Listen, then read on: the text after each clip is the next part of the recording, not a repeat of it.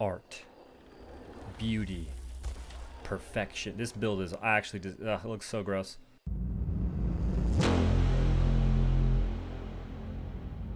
How's it going, guys? My name is OhDough, and today I'm giving you a pretty fresh build for any new players, right? So if you're a new player just starting the game, this build will help you out. And if you're a veteran player, or I wouldn't say veteran, but if you're like an intermediate player, this build will also help you out because some of the pieces in this build will be used throughout the entire game.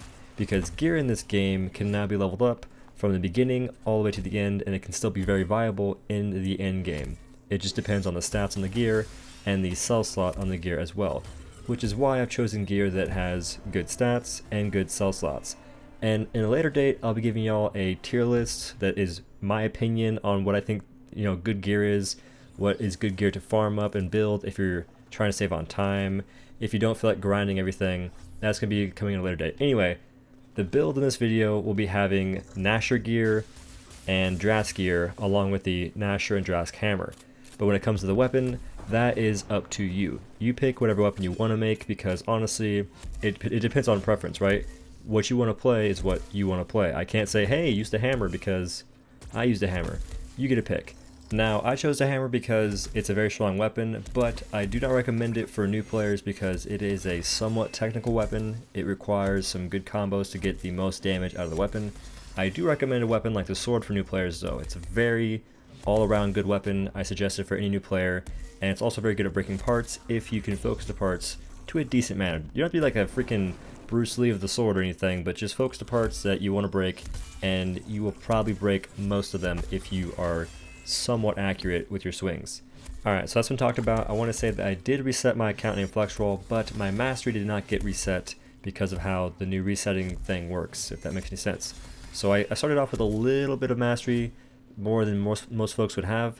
It wasn't anything crazy, but I was able to get my Landbreaker rather quickly, so just be aware of that. Now, when it does come to weapons, I do suggest the hammer and the sword, like I said before, because the hammer has a very crazy special, and the sword actually has a very crazy mod called Reactive Hilt. So if you want to decide on weapons, that could maybe change your mind, but regardless, the gear in this build is really good because it has, for one, a ton of power slots. And when you first start the game, you're going to be low on good cells. You won't have very many +2 cells or +3 cells at all, and you're going to be low on cells. So having a lot of cell slots to put in like a bunch of trash cells like +1s can make all the difference. So this build has a ton of power slots, and the stats on the gear is pretty good too. So for my weapon, I have either the Gnasher hammer or the Drask hammer, which Gnasher hammer has the Rage Tell stat, and the Drask hammer has the Aetheric Attunement stat, which is for your lantern, which isn't too great in the very beginning, but it is still better than most other pieces that I could find.